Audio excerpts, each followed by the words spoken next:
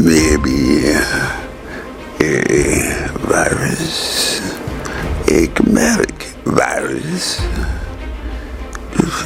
It seems an obedient-coded usage bias, Professor. Maybe a truly novel coronavirus, Professor. You are a very educated man, Mr. Gromek. Viruses are the most abundant biological particles in the world, Professor. With over 3,000 coronaviruses affecting mammals and over 3,000 coronaviruses affecting birds. No snakes, but only, at least for now, a total of 7 coronaviruses that have become a problem for mankind. Professor, virology.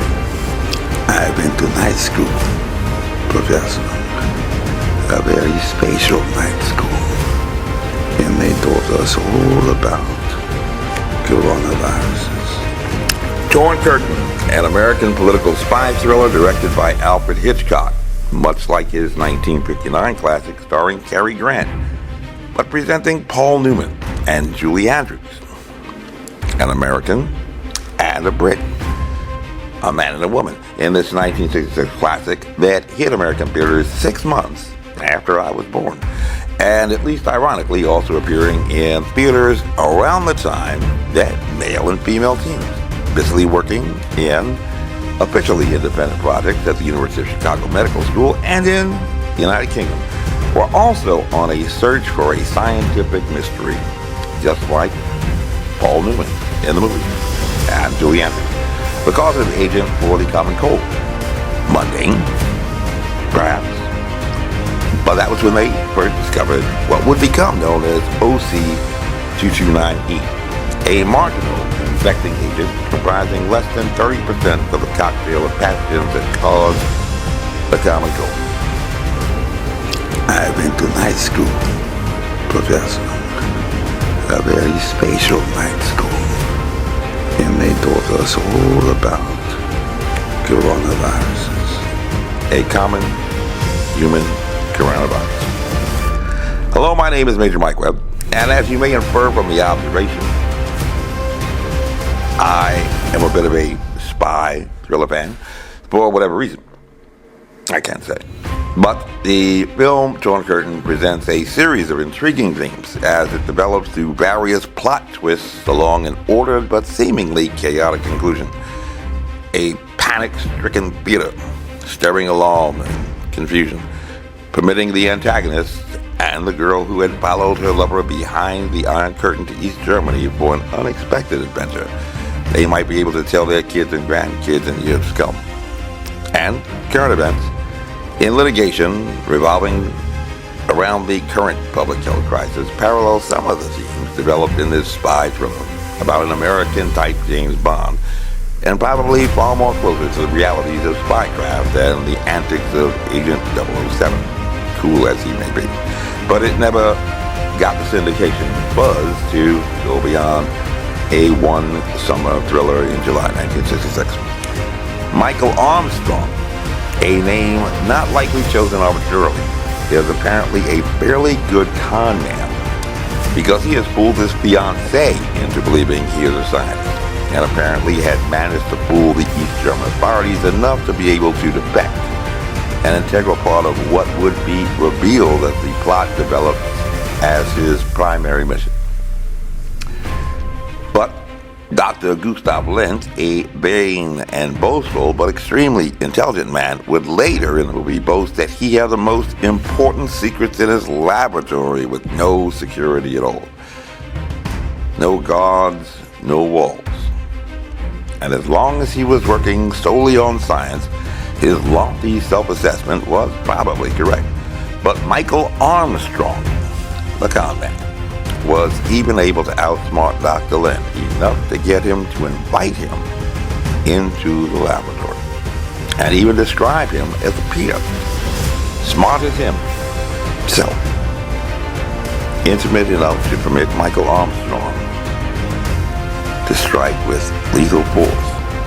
But at least in the movie, Dr. Lindt was left alive after he had provided enough vital information on government secrets that it was Paul Newman's mission to obtain. And where there are secrets in the spy business, there is always security. And this is how movie audiences were introduced to the character Gromek, a motorcycle-riding, leather jacket-wearing, cigarette-smoking tough guy who ate Pizza Head Pizza on 88th Street and 8th. He watched American movies like Edward G. Robinson, and who had in the past even resided in New York City.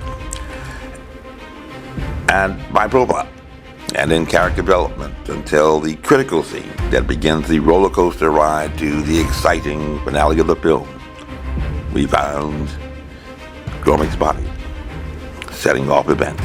The director Hitchcock reveals another side of this muscle character with his brute strength, permitting audience to know that old Gromek may not have looked like Einstein, but he had taken a few classes in night school at least. And in litigation, now on petition to the nation's highest court, we are going back to the very beginning of the pandemic, when at least 23% of Americans had at least suspicions about a novel coronavirus that they believed had found its origins in a laboratory and may have even escaped, slipping past security, or even perhaps even speculating that security may have maliciously permitted the novel coronavirus and invisible enemy to slip out. You know, wink, wink, escape. I can't say. But of official record, in courts of record, back in March 2020, we had the unique opportunity during what was often described as a once-in-a-lifetime pandemic. Before the current buzz about H5N1 killing chickens and monkeypox spreading around the world, the pandemic's next stop, already here, to sue the government, to go into court, and challenge the scientists, much like Michael Armstrong had managed to do successfully in the film Torn Curtain, priming the secrets from the reputed genius Dr. Gustav Lindt in his lab, where he had been invited for the first indication that we were hot on the trail of something big. Was after how somehow we had tripped an alarm and alerted security that we had entered a restricted area, and people who should have been Gromeks were acting like they had been to night school. Professor Armstrong and Miss Sherman, you're wanted at once in the Vice Rector's office. Professor Armstrong and Miss Sherman, you're wanted at once in the Vice Rector's office.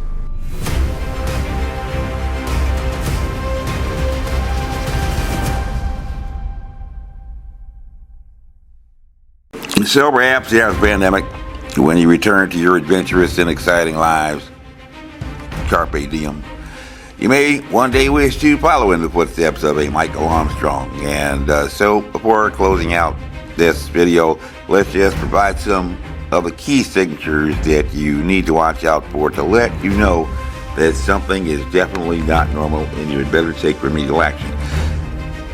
Mishaps happen, and that's part of life. There is a bureaucratic red tape that always causes delay. But even in a pandemic, with everything closed and people meeting on Zoom, when a court fails to issue a summons for a sheriff to serve a complaint to the defendants, there is something very not normal. And you have a choice to keep up the pursuit or walk away.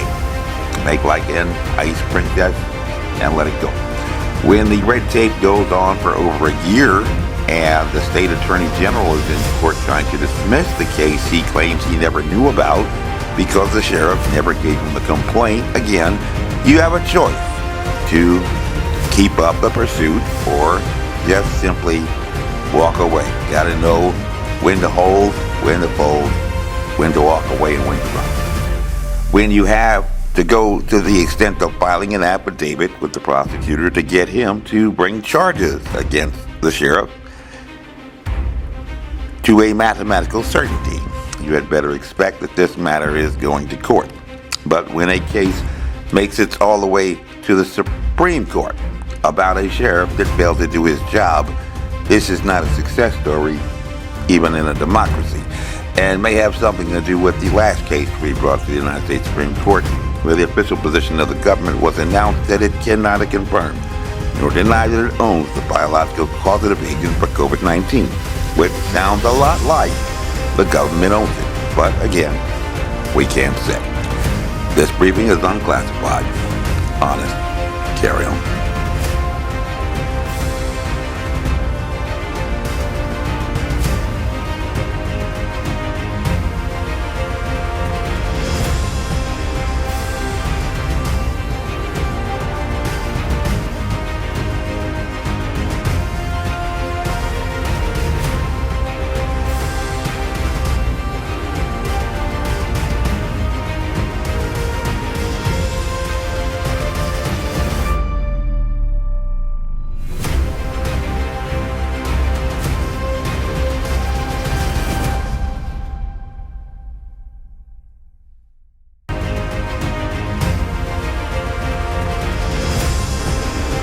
I went to night school, Professor, a very special night school, and they taught us all about coronaviruses. This advertisement was authorized by Mike Webb.